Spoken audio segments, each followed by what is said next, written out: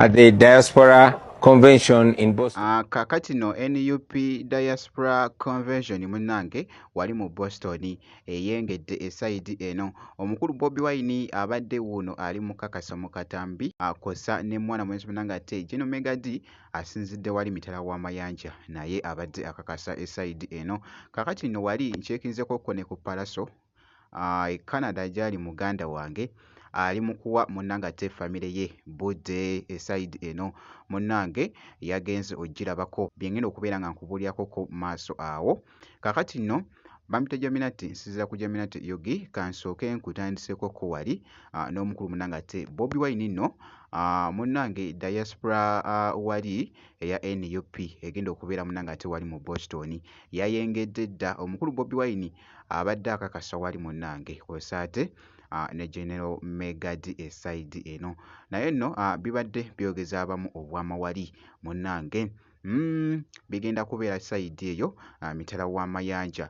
Greetings, comrades in the diaspora, especially America. This is to confirm that I will also join other NUP leaders from across the world at the Diaspora Convention in Boston at the Marriott from 7th to 10th August.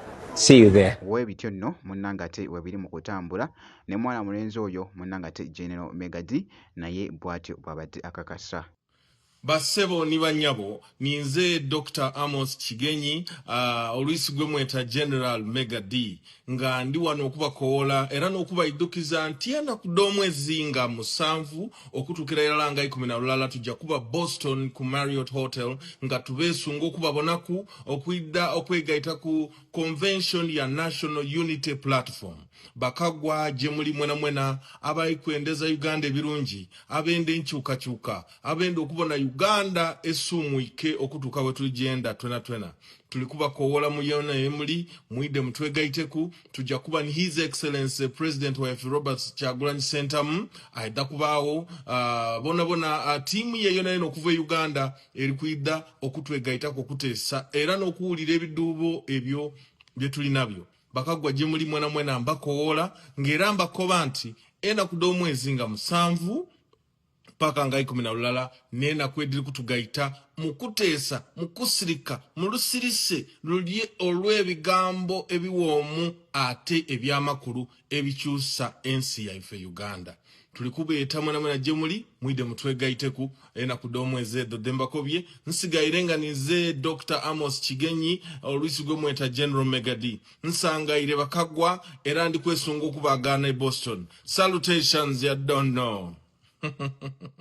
Webityo nno munnange nga bali mukakasa munnange convention eno egenda okubeera wali ate mu Boston giyite munnange ate NUP Diaspora eside eyo kigenda kutokota munnange. Jjukira nti n'ebitwedinga tuba twatuuse nabyo dda era nga akatambi ako kabadde kakutte omubabiro kossa n'obubaka bukyagenda mu maaso munnange ate okutambula eside eyo. Katugende mu maaso wali nkyekinzeko ku Palaso katwogere leero ku bantu munnange abakyasinze okuwa munnange akadde famire zaabwe eside eno nga Palaso ntera nnyo mulaba by the way n'abaana ba AK47 kasita abeera mu Uganda nga ali mu budde bwe munnange ate obw'eddembe atera nnyo okubeera n'abaana ba AK47 ebiseera ebisinga. Palaso awa abaana obudde munnange kasita abeera nga abulina eside. Kakati nno ku mulundi guno yabaddeko Canada eno. Jjukira nti ne Canada alinayo show gyagenda okubeera nno ng'alwaninga. Jjukira nti nno ate famire ye gyeri munnange Katonda yakigeze bulungi okubeera nga show agirina munnange ate mu kitundu famire ye ate gyeri. Kakati nno mu budde bwe obw'eddembe abumaze nnyo ng'ali nabo ng'ali balaga munnange ate wali omukwano nga bw'ogezaako okulaba akatambi ako abadde ali mu kusuuba muwala we nga bw'omulaba awo.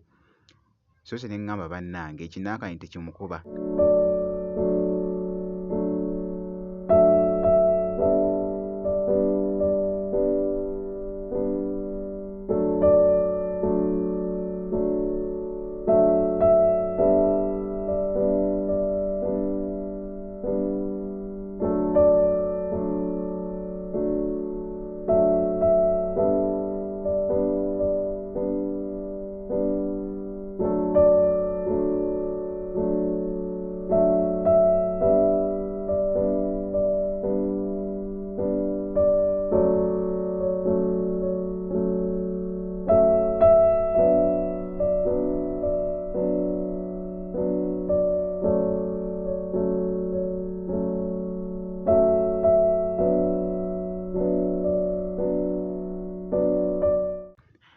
ebyo nno munnange ebiri mugenda mu maaso ku mwana mulenzi ono Paalaso emitala w'amayanja munnange ate gy'ali esayidi eno. Bwe nti bwe nkoze kakasa nti no vidiyo ogimpeera like kw'ossa n'okusubscribinga kasita obeera nga tonnaba ate wali wonna kibeere nga kitambwira ddala. Nzikiriza nkomewoko mu maaso awo n'ebirala.